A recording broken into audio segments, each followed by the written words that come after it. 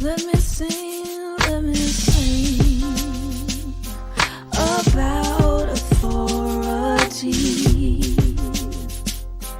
It makes it hard to breathe, and there are so many others just like me, with concerns about the future of everything, and just want their sons and daughters to live in peace. Let me sing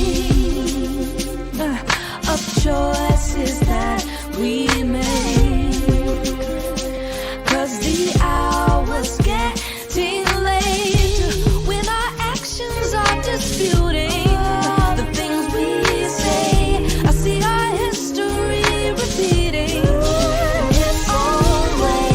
We've got to learn to come together and make a change. Oh, now's the time to take action, get control of our world. They can make it happen. All it takes is just a little compassion. Really goes a long way. They can make it happen. Bring the love back to this place, for which we all must be. Can we learn to live in peace? 'Cause there are so many others just like me, with concerns about the future of everything, and just want their sons and daughters to live in peace. Oh, now's the time to take action. Let's get control. It happen. All it takes is just a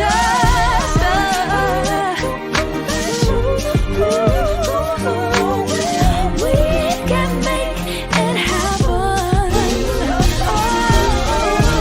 Now's the time to take action.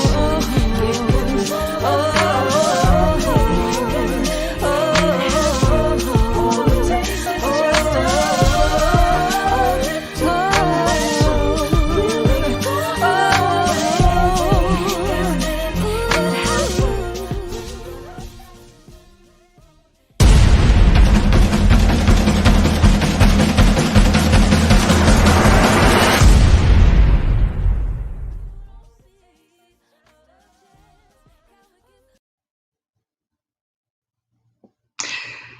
Good evening to all of our viewers at home and those who are watching from Facebook, YouTube, and Twitter. My name is Brittney Geathers, and I'm the African American Outreach Director at the Florida Democratic Party. I'm so excited that you are here joining us this evening for this important discussion. Today, we are having this roundtable in response to the death of George Floyd and the countless other Blacks due to police brutality. The panel today will consist of elected officials discussing police brutality, police reform, and racism in the United States. The goal of this event is to bring awareness to the systematic inequality in the current system in the United States, and what can we all do next to combat these issues. I'd like to go ahead and take a moment of silence for George Floyd, Breonna Taylor, Ahmaud Arbery, Tony McDade, and the countless other victims that have lost their lives to police killings.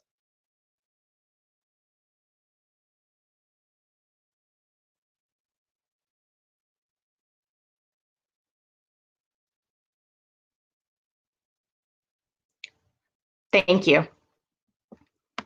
So I'd like to go ahead and bring on our panelists. And so I believe we will be starting with Senator Thurston. Good evening. And Brittney, thank you for having this event. And the timing is perfect. We're all working with our local law enforcement and our other elected officials to come up with some answers and some solutions. I'm Senator Perry Thurston. I represent Senate District 33 here in Broward County, Florida. It's a pleasure for me to be here as a senator, as a Black man, and as the father of a young man. it's very important and critical that we address these issues, and we're looking forward to this discussion. Thank you. I'd like to bring on our next panelist, our current representative, Geraldine Thompson. Good evening. And I'm excited that we're focusing on preserving Black lives. We've seen a lot of protests, a lot of civil unrest, but the more important thing is having a plan and determining where we go from here. So when we say preserving Black lives, it means that we've got to lay out the path forward. And I'm glad to be with you. I represent House District 44, which is West Orange County, the town of Windermere, Winter Garden, Ocoee, and most of the tourism corridor, I Drive, Disney, Universal, etc. So thank you for including me. Thank you. Next, I would like to bring Representative-elect McCurdy. Well, thank you, Brittney, and honored to be on this panel this evening with this esteemed panel. I see my former boss, Representative Geraldine Thompson. I'm excited to be here. Honored to be on this panel with my fraternity brother and Senator Perry Thurston. And I'll echo his statements. Actually, as a 36-year-old African-American male who was just elected to the Florida House this past Friday, I am excited about this conversation and honored to be in a position to serve for a time such as this. So thank you for hosting this event tonight.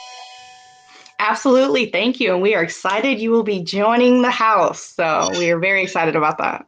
Thank you. Well, so I wanted to start the discussion kind of like, there's a lot that's been going on, and I really wanted to get all of your perspectives on, what do you think is happening in America and really specifically what's happening here in Florida right now. So I'd like to start with you, Senator Thurston.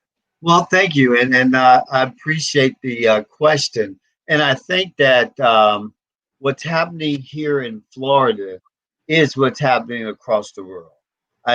What I see, Brittney, is this is the George Floyd killing that happened, the murder that happened right in front of our eyes in our living rooms as we watch, to me, represents the straw that broke the camel's back.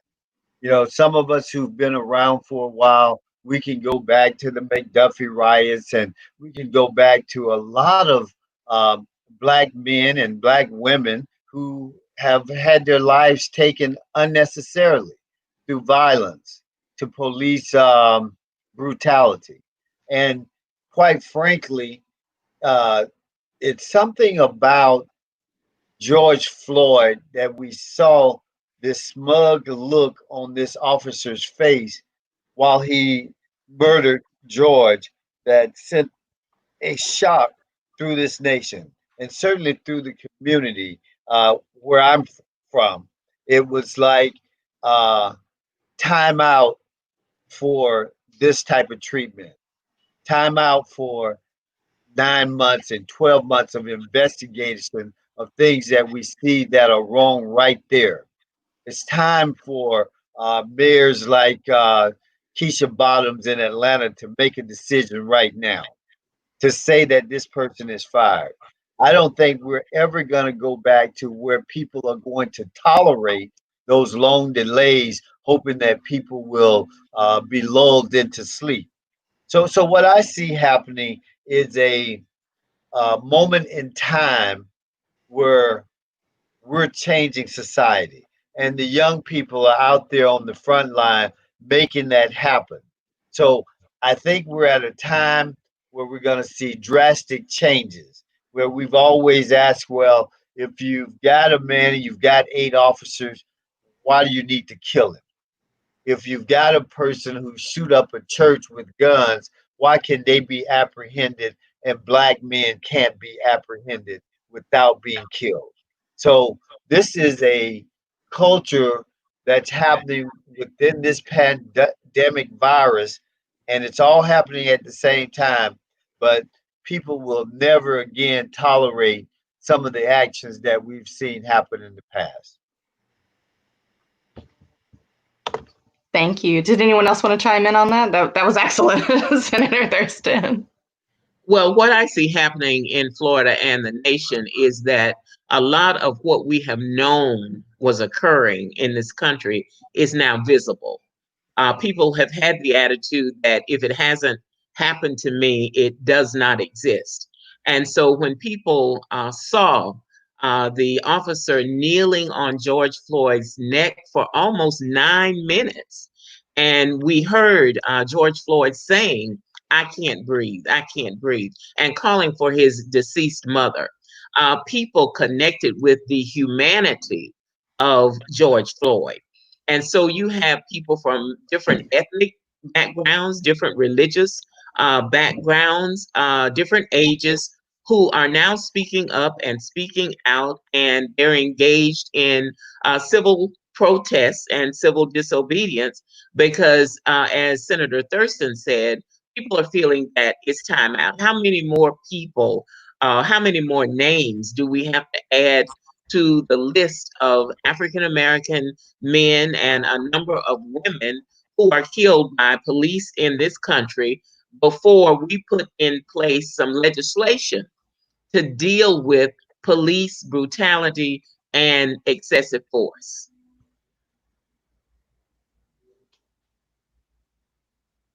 Absolutely, absolutely. Representative-elect?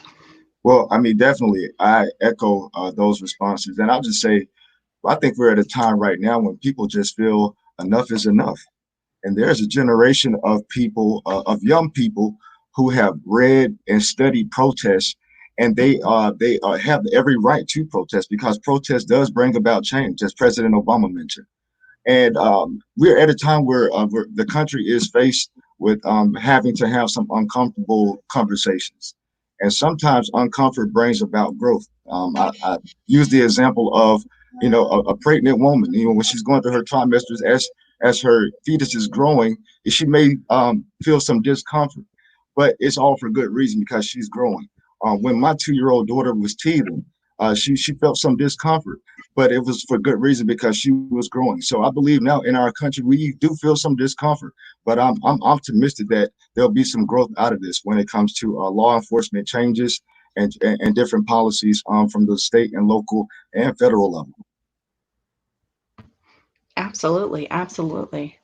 So one of the other things I definitely wanted to speak on is what really does police brutality mean? Because obviously everyone can have kind of a different perception and definition for what that is. So everyone's on the same page. How does that happen? What does it look like? And especially, what does it mean for communities of color that see the highest levels of police brutality? And I will start with Representative Thompson. Obviously, in any profession, you have people who abuse their authority and who act outside of the scope of their responsibility. So when I say police brutality, I mean actions that go beyond what is necessary to make sure to maintain order, to make sure there's no harm either to people or property.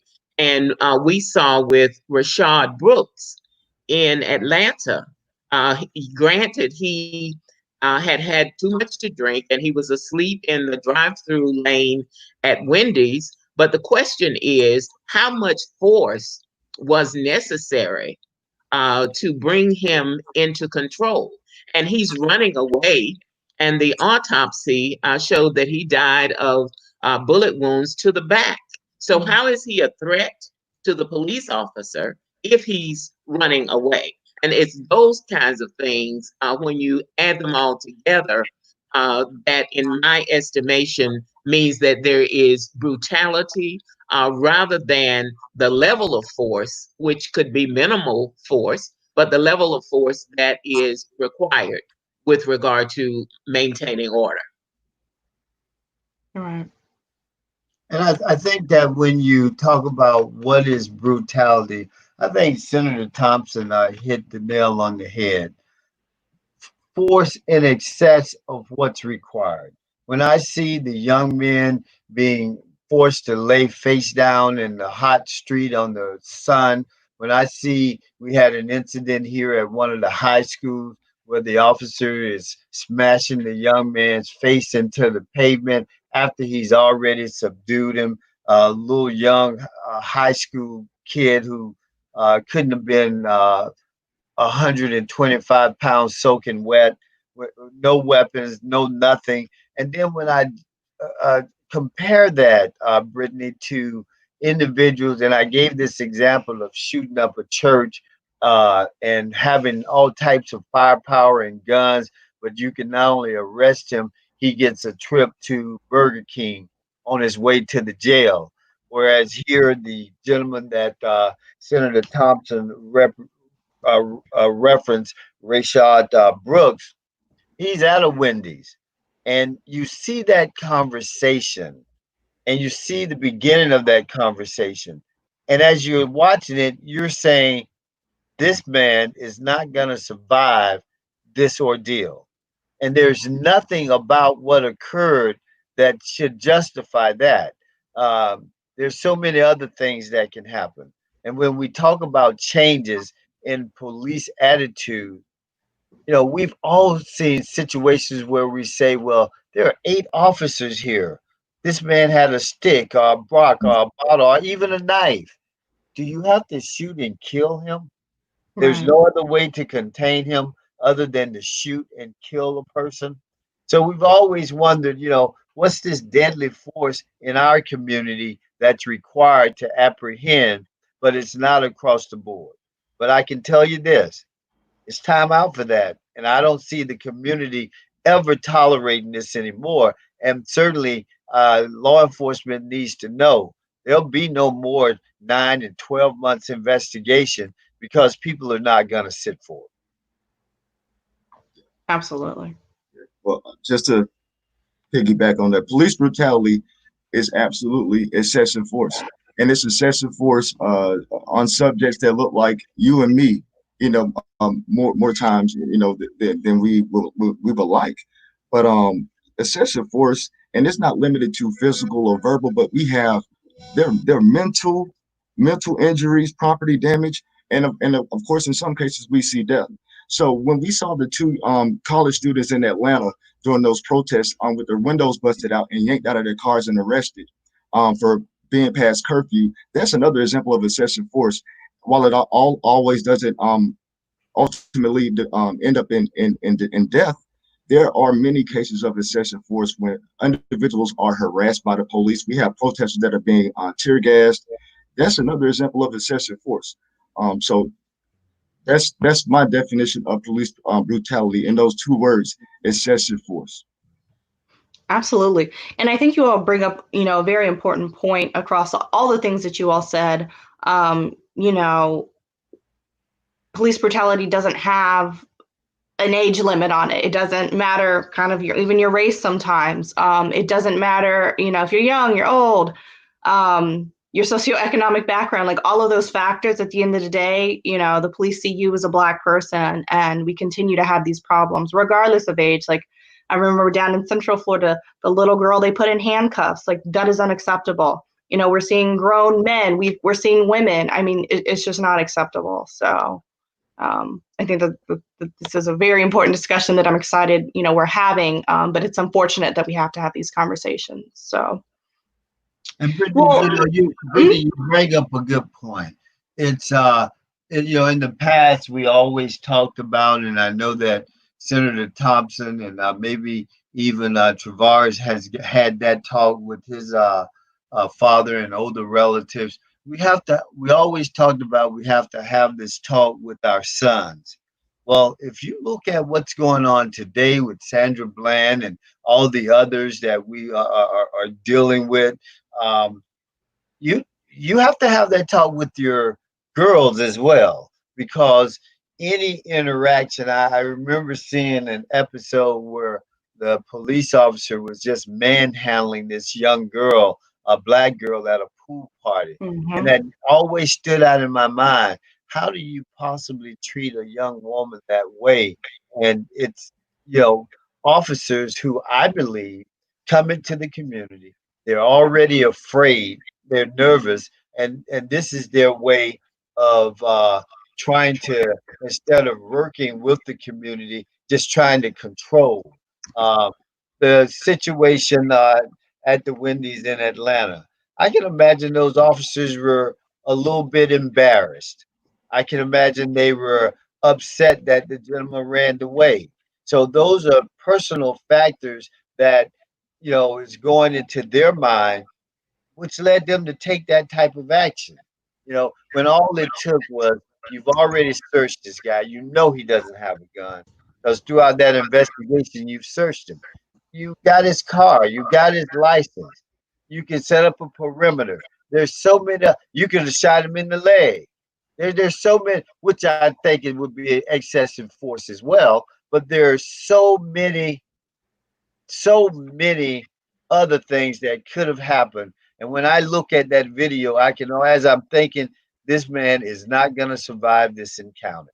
And then to see his family, hear him talk about his daughter. See, I think this is the type of personalization that we have to let people know that these are humans. This is a person. This is a person with a family that you've snuffed out unnecessarily. And therefore, you've got to pay the price. But more so than paying the price, the system has to change. Absolutely. And I see our viewer, for our viewers at home, I believe we have a comment from Julius. You're absolutely right. We're just not willing to take this anymore.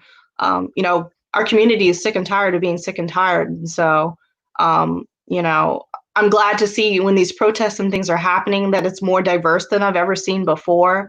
I think people, larger percentages and groups of people are realizing like, hey, this is a problem and, we need to do something about this. So. And if you consider that the officer in Minnesota had more than 15 instances and complaints of excessive force, that's a problem. Mm-hmm. And one of the things that I'm proposing as a legislator, when I go back to Tallahassee, is that at the very minimum, we should have a database that will show us by county. We have 67. Show us by county, show us by police department, show us by individual, where there are charges of excessive force, and we can define the number. Let's say it's 5. After 5 instances, then maybe counseling is warranted. And after 6, maybe suspension is warranted. And 7, maybe termination is warranted. And one of the things that needs to happen is that officers who have a pattern of excessive force need to be decertified. Their certification needs to be taken away, and they should not be able to leave Orange County and go to Broward County after they are decertified and get a job as a police officer in Broward County. But without a database, we don't know where the bad actors are. We don't know what police departments are not addressing the problem. So at a very minimum, I want to work with Senator Thurston, Representative-elect McCurdy, and others to see if we can't get, and this is the ground level. This is the floor, not the ceiling. So I'm saying at the level of the floor, that is the basic thing that we need in Florida, so that we don't have an individual like in Minnesota, who, by the way, has a second home in my district here in Windermere, who had 15 instances, 15 complaints of excessive force. Absolutely. It's completely unacceptable. I think we have Commissioner Gibson with us. Hello. Hi. Thank you for joining us, Commissioner. Would you like to just go ahead and give us a brief little spiel about who you are? Oh, sure. Can you hear me? Yes. Okay, awesome. Hello, everyone. First and foremost, I want to thank God for this opportunity, and also to be on a panel with such great wisdom and knowledge and experience. So thank you. My name is Curtis Gibson. I'm a city commissioner here in Lake Wales, Florida. I started that journey back in 2015, and 2017 I got elected, and I stepped out of my comfort zone and my shyness to step out because I saw a cause that was bigger than me, and that's why I wanted to stand up. So I'm here today, and thank you, and I'm loving this right now. Absolutely. Thank you. And actually, while you're here, so let me go ahead and ask you, you hopped in right at the perfect time. On the local level, can you kind of talk about like how it's important to know on the local level, like what your local police's procedures are as it relates to police accountability and procedures? We've seen where incidents, like we mentioned earlier, where they're using a taser, but then, they're getting shot in the back. Like, how is that acceptable? And like, what role does local police play in that? Oh, thank you. Great question. And I think it's very important on a local level because, we are the ones that actually mandate our budget. Here in the state of Florida, we have home rule. And number one, so that's more important right there. So we got to make sure that we are following the policies and procedures and making sure that we are intact in knowing what's going on. In fact, right now we actually been talking more along the lines of body cams here in Lake Wells, and we just started this discussion not too long ago. But we also took that just a step ahead by having workshops in our community and getting the community involved, and that has been a great response from our community and also from our local level here in Lake Wells. I would definitely say that having community involvement. Actually, always been the type of engaging our community to be part of the process, and actually having advisory boards to actually dictate what goes on. And I think that's very important to actually have that middle being broke, to have that middle come together, if that makes sense. And what I mean by that is the transparency. Not only transparency, but having accountability, doing what we do best. Absolutely. Absolutely. Brittney, I want Yes. to welcome Commissioner Gibson to the panel. And I do want to say that you asked a question about the local level. He and the mayors across this state have the authority over their police departments, and they do set the tone, and they have an opportunity.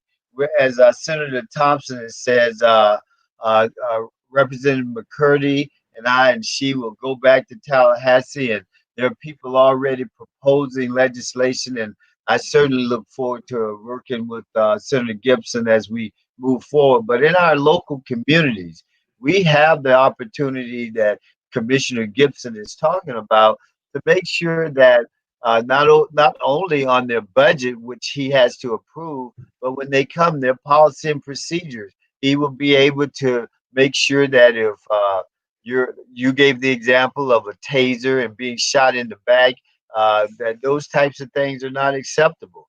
I'm excited about the actions of the mayor of Atlanta and the quickness in which they responded. As I say, we've seen years and years where you have local state attorney's office who will postpone and delay making decisions. Those people will have to answer at the ballot box, and leaders like Commissioner Gibson will be there to make sure that we have action and we have it right away. And let me just say, yesterday I was on a Zoom conference with about 12 chiefs of police from throughout the state. I have been asked by our Democratic leader to take the lead on drafting model legislation. So I was involved in this conversation with them. And one of the things they're concerned about is arbitration. They generally know who the bad actors are within their force. And they are hamstrung many times to get rid of these individuals. And sometimes, if they terminate the individual and it goes to arbitration, they're forced to reinstate these people who then have behavior that escalates to the point that you have a George Floyd. So we're going to need to look at arbitration. We're going to need to look at decertification and not allowing people to jump from one jurisdiction to another. Also, I know I heard on the local level here locally that folks have an outcry for more teeth with the citizen review boards in their local communities too. And that's at the local level as well. So I try to explain to people, like, at the legislative level, while we can work to mandate that all 67 counties have a uniform policy when it comes to body cameras, because what you don't want to do is travel from one county to another county, like Senator Thompson referenced, and you don't know how to interact with law enforcement or know what they have the authority to do. So we need to uniform policies when it comes to body cameras. I believe it is important. While I do respect home rule, but on the local level, like I stated, the Citizen Review Board is something they may need more teeth. So those are some policies I know here locally in Orlando. As recent as last week, there was a new policy that was included for law enforcement officers to intervene in cases of excessive force. So we see changes happening very fast, but I would like to see some more drastic change. So I'm really excited to work with Representative Thompson and Senator Thurston on some of this legislation in Tallahassee. You brought up a really important point about citizen oversight. I do want to know what all of the panelists' thoughts are on local citizen oversight committees to review police shootings and misconduct. Usually that's on the local level, but is there any way that the state legislature can mandate this for communities, or what role can the state legislature play in that? Well, I think there has to be civilian oversight, and many departments have a citizen review committee, but unfortunately, many of them are rubber stamps. So you're going to have to make sure that when you select people for these citizen review committees, that they are independent, that there is transparency, and that they have the autonomy to be able to make some decisions, because otherwise it's fruitless. And certainly we want body cameras, but in some places they have body cameras and they don't turn them on. So rather than a patchwork of looking at 67 counties and having 67 different policies and procedures, we want to see something that can be standardized throughout the state. Absolutely. One of the things that have been problematic over the past is that, as Senator Thompson talked about, not just rubber stamps, but not really having teeth within the Citizen Review Board, the ability to subpoena individuals and force them to come. There are some Citizen Review Boards that make recommendations and the law enforcement would just ignore it. So that's when the mayors and the commissioners come involved as well, because we can't navigate that from a state level. But right there, if the will is there on the commissions, and unfortunately there are some commissions throughout Florida that has no representation that look like any one of us here. So that's where we come in from a statewide to say, well, we don't want your justice depends on your zip code. So that's where I think we from the statewide level will come in to make sure that everyone is sort of following the line of what we're trying to accomplish. Absolutely. And, on that point, I think Commissioner Gibson, you kind of mentioned earlier about body cameras. Should body cameras be activated for all law enforcement related activities? And should officers be required to explain why an incident was not recorded? Because I think there's a lot of disagreement on should the body cameras be on? Who should be able to review them? Who should be able to see at all times? So I wanted to get your thoughts on that. Thank you. Yes, like I stated earlier, we are in discussion right now here in Lake Wales about body cams. And I do believe that body cams go both ways. It also protects that officer and it protects that civilian. Right. So in other words, right now, that is, to me, is it going to fix the whole solution? No, but it's a start of fixing the solution, meaning there we can build trust. At least that first step of building trust, of having body cams. Like right now in the Lake Wales, our community have cried out that we need to get body cams because there has been some distrust in our community. And that's okay. And we're going to fix it. But we have to come together to understand that we're not attacking our officers because we're asking for body cams. No, in fact, we're trying to come up with a solution that is going to be fair to all. And that's the key word, fair. We want to be fair to all in those predicaments when it comes to body cams. So I think body cams need to be intact, and also policies need to be made to intact that if any officer pulled or turned those video cameras off, they have to explain it. Why? You know, and it should be held accountable. Absolutely.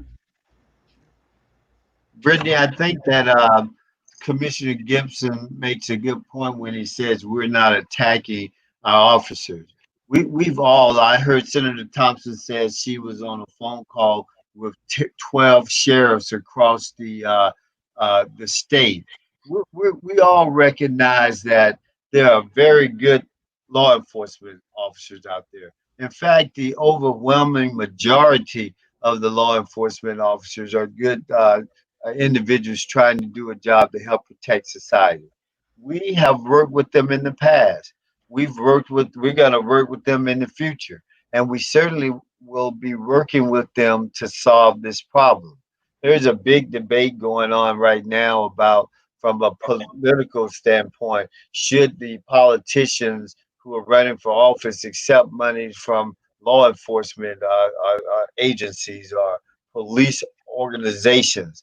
You know, we have a relationship, and we're going to have to continue. We will have to continue that relationship. So I think that to think that we're going to have a discontinuation of our relationship with law enforcement, that's not going to work. What we do need, however, is more people that look like you and I in these departments. We need them to be there, but we don't just need them to be there rubber stamping and talking about arbitration that Senator Thompson was talking about, because we need all of the officers to buy into the fact that you can't sit there and watch your fellow officer murder an individual and think that you're going to be without liability for it. You sit there and you see this happening. You've got to step forward. You've got to do something. You've got to indicate that this is wrong. And that's, you know, that blue wall is a tough wall to overcome, but it has to be done, and it has to be done together. And I think the motivation of these young people in the street, letting it be known that they will not tolerate this anymore, is what's going to get us to the point where those chiefs of police and those sheriffs that Senator Thompson met with, they're going to know that, you know, this isn't just something that's going away.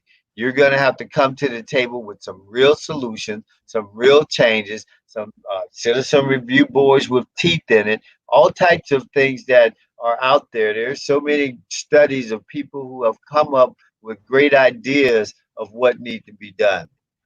And let me just say this, and, you know, I know that, you know, when the commissioner talks about body cams and they're debating that issue, lots of times when Senator Thompson and I were in the House together, we proposed legislation because we did studies and we knew, well, why are people wrongfully convicted?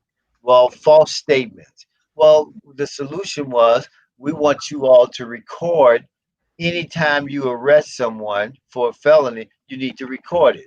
Well, the law enforcement across the state pushed back on that years and years and years. We just recently, and the cost of recording equipment is minimal, but that was their thing. We don't want to be told what we have to do. We will do it on our own, but we don't want to be mandated because we might not be able to afford it. And I say that in reference to the body cam. You know, sometimes the will is not there, and as leaders, we have to force that issue. And if it's something that's required, we need to do it, because there's so many individuals who were wrongfully convicted during that 10-year period when we were asking for that, when we were serving together in the House, until they just did it a couple of years ago. That's the opportunity cost, and the opportunity cost is coming to haunt our community. And one of the other things I think we have to ask for is a review of our sovereign immunity laws. We have sovereign immunity that shields law enforcement from criminal charges and civil charges. And so that emboldens them because they know that they are not going to be held accountable. In some police departments, even when an officer is found to have been involved in misconduct, it is the department that pays. The insurance of the department pays. I think the officer should have to pay. And that way they know I'm going to be liable and this is going to affect me. So it's a very broad range of things that we're going to have to look at, from sovereign immunity to databases to arbitration, decertification. And that's why I'm eager to work with a lot of different people to get a very broad range of ideas and input. And when you think about it, also, law enforcement are protected by the Police Bill of Rights. Yes. They're unionized. Yes. So what is the protection for the residents? So having that camera, like, and the Commissioner Gibson, I agree with you. It's not only for residents and constituents or individuals who don't have on the uniform, but it's also a protective measure for law enforcement as well. We know there's two sides to every story, so it helps lay out the facts and kind of give the investigators the best evidence to go off of. So it helps everybody. But my whole thing is, where's the protection for people like you and me who don't wear the uniform? We're not a part of the union. We don't have a Bill of Rights that protects us from excessive force. So I believe though those body cameras are the step in the right direction that we need. So absolutely. So I wanted to get your all's thoughts on, during this time, what is the president's role in all that is going on right now? Today he signed his executive order about police reform in the Rose Garden. And so I wanted to just get your thoughts on what is the role of the president during this time? Well, the president's approach has been to militarize police departments and to see residents as the enemy. Mm-hmm. And so when you and give them military type weapons and military type attire, etc., that has been his approach. And I think that it sends the wrong signal. And so when you had in Washington, D.C., Black Lives Matter, painted on the street, it's because people are frustrated. And for a long time, they have felt that Black lives have not mattered. When some people hear Black Lives Matter, they say, well, all lives matter. That's true. But if I say to you, I love my daughter, it doesn't mean I don't love yours too. So to say that Black Lives Matter doesn't mean I don't care about other lives. So I think that the attitude that we're seeing from the White House has been problematic because it has pitted the citizens against police forces, and that's not the way that it's supposed to be. And when we have a president making remarks that when the looting starts, the shooting starts, that's not a leader. That's not a leader, and that's inciting more aggression in the streets. This is the time we need a leader to bring people together, to have a conversation, a sensible conversation. It was days before our current president even mentioned George Floyd's name, and when he did, it was in a distasteful way.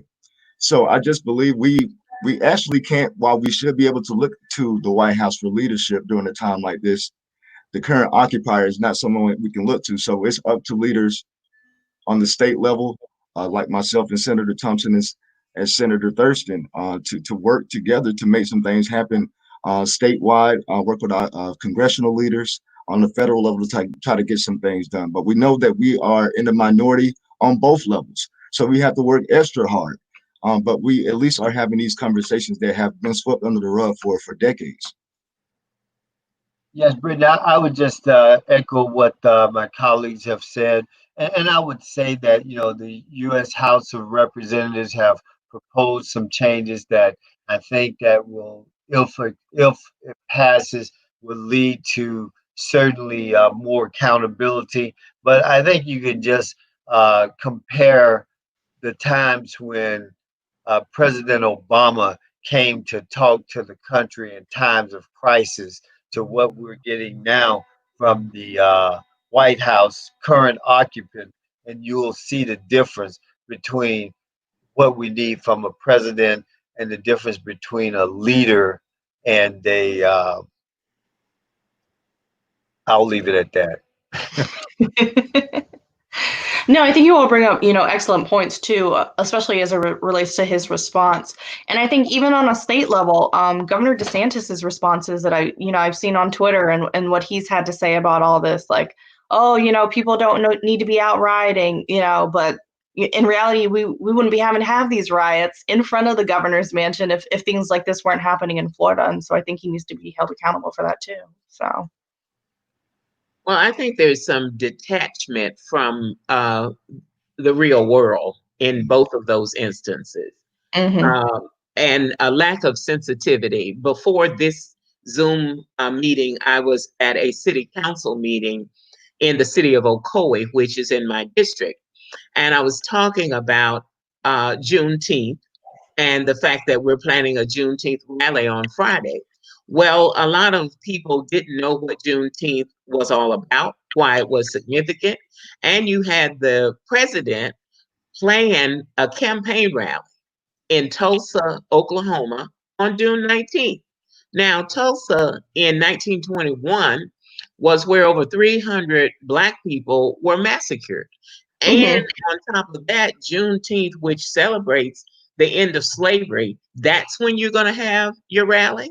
So some people got the information to him, and so he postponed it. He put it on a different day.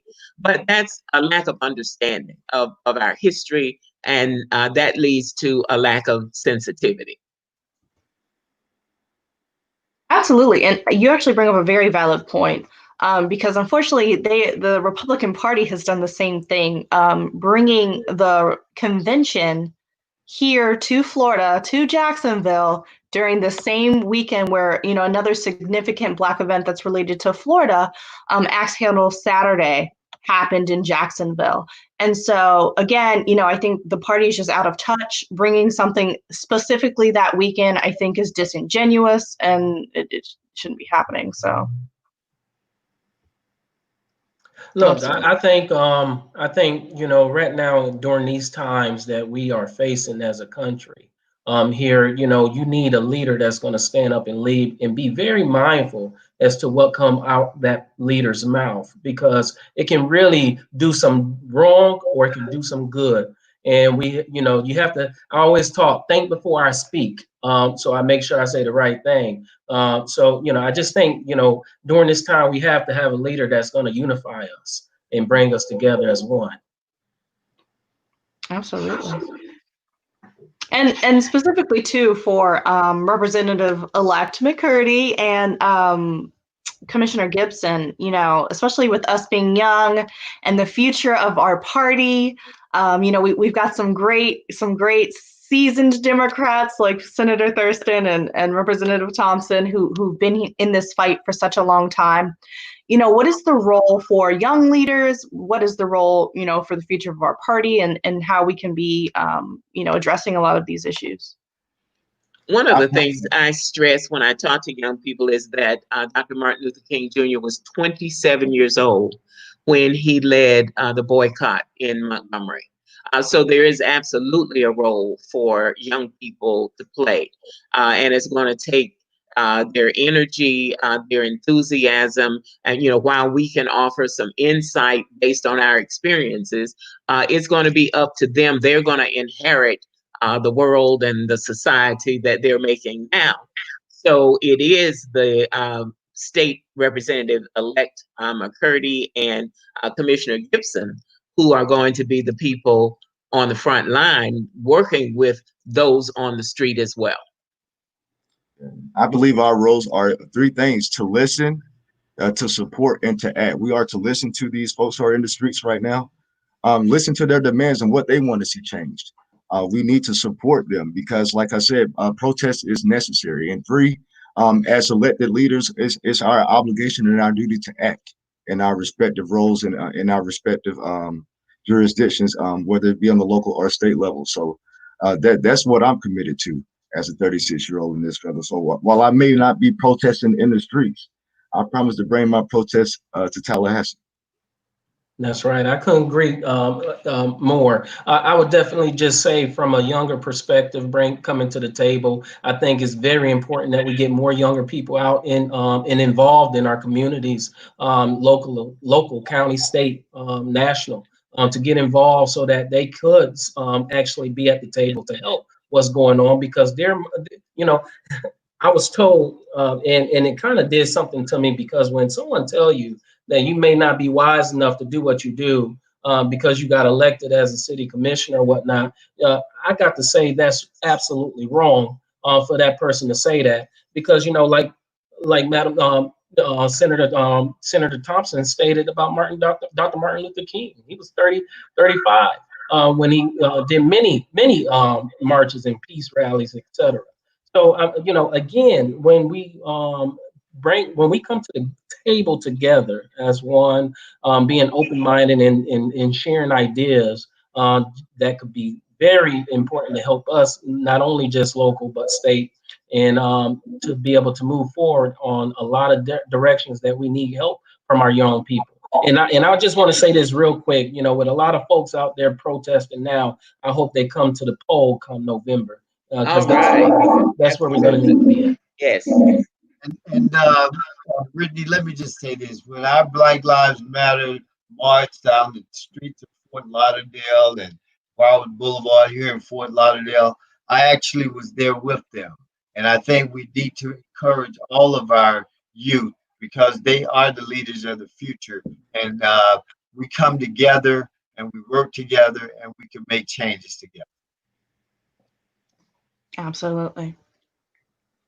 Well, as we are wrapping our panel up, I wanted to get everyone's kind of final thoughts on all we've talked about today. I think, we've mentioned a lot about what people can do to get involved, making sure that they know about their police accountability on the local level.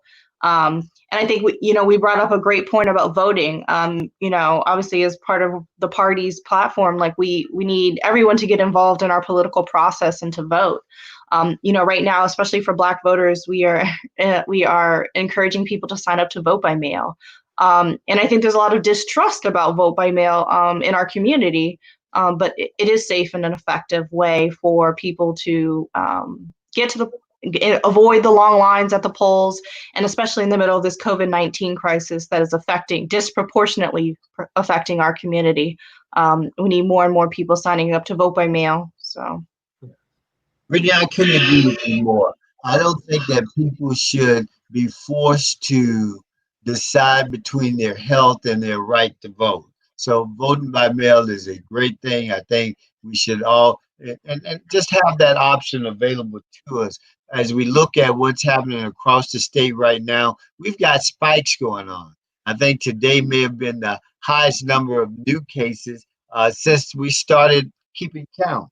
So things are happening. The election is right around the corner, and we need to take precautionary measures ahead of time, as opposed to saying, oh, I wish we would have.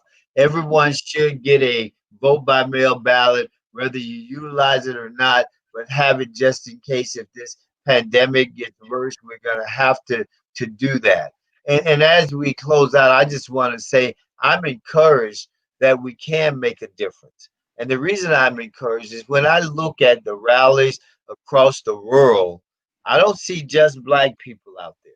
I see Blacks, I see whites, I see Democrats, I see Republicans. And if everybody is serious about this, along with coming to the ballot to vote, hold your representatives accountable, whether they be in my district or a representative from a Curtis district or Senator Thompson's district. Hold them accountable to make some changes. And if we do that across the board, I can tell you we can make changes to the world. And I'm looking forward to it. Well, I view protest without a plan as noise. And so we've got to have a plan.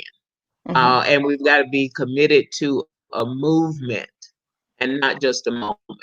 It's got to be something going forward out into the future that we are committed to doing to make sure that we are going to bring about change and that we are going to, as the topic here says, we are going to preserve Black lives. And one of the things, one of the ways certainly that you do that is by exercising your constitutional right to vote. And I heard that the vote by mail ballot is an insurance policy. You get it. And if you want to take it to the polls, you do. And if not, you put it in the mail. So we want everybody to participate in democracy and to vote. Thank you. And I would just add, for us to not quit, whatever you're doing right now in your respective lane, if you're protesting, if you're legislating, don't quit, because we can't stop having these conversations. We can't stop the momentum, and we need to build upon it. I also will encourage everyone to vote, not just in November, but also in August for the primaries, and understand that in this state, we have closed primaries, and you need to be registered by July 18th, and you must pick a party in order to participate. But another thing, just to take that a step further, when we talk about these issues about excessive force and police brutality, when we vote, it's important that we don't leave anything blank. We need to make sure that we're voting for state attorneys so that we have individuals who understand our issues and that we can work and take a holistic approach, not just for members of the legislature or members on our city council, but we need to have good police chiefs. We need to have good state attorneys. So voting is absolutely detrimental to making change to these issues. And unfortunately, we've had state attorneys who've decided not to bring charges. So that is a very critical role. And you're absolutely right. We need to vote all down the ticket. Yeah, I definitely agree. If I can just add just one little thing, I agree with everything that everybody said. Again, we need to use this momentum to come together, vote. That's going to be the most important thing, and hold these elected officials like myself accountable if we're not doing what we're supposed to be doing. So again, when you see something, you want to act on it. And right now I see a problem and I want to act, and I want to sit at the table and do whatever I need to do. So again, please, everyone, get out and vote. It's very important. Absolutely. Well, that concludes our panel for this evening. I want to thank each of you for joining us this evening for, such an important discussion that we just had today. And then for all of our viewers at home, we appreciate that you have tuned in. We see your comments. We appreciate all the comments and questions that you're putting in the chat. And so we are continuing to have these conversations here at the Democratic Party. It's super important to us. It's important to our chairwoman. And so I'm excited that we're having these conversations. We're continuing the conversations. We actually have another event coming up this Thursday. We have a racial justice town hall. And we actually have special guests, attorney, Eric Holder, and a number of our Florida congressional delegation will be talking about racial justice this Thursday at 6:30. It'll be again streamed here on our Facebook page. It'll be streamed on our Twitter page, our YouTube page, and our Twitch account if you're watching from any of those platforms. So we want to make sure that we are reaching, voters across all ages on the different platforms that they may be on.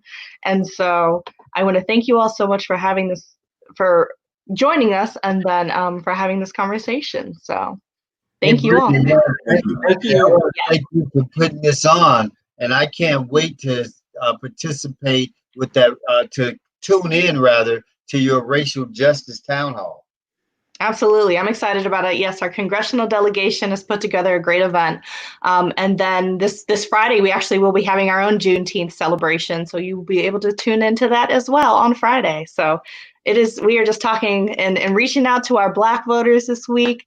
And we want you all to join us and get excited because it's time to celebrate. So again, you all can sign up to vote by mail. We encourage you to sign up to vote by mail. And then thank you so much for joining us. Good evening. Good evening. See ya. Thank you. Good night.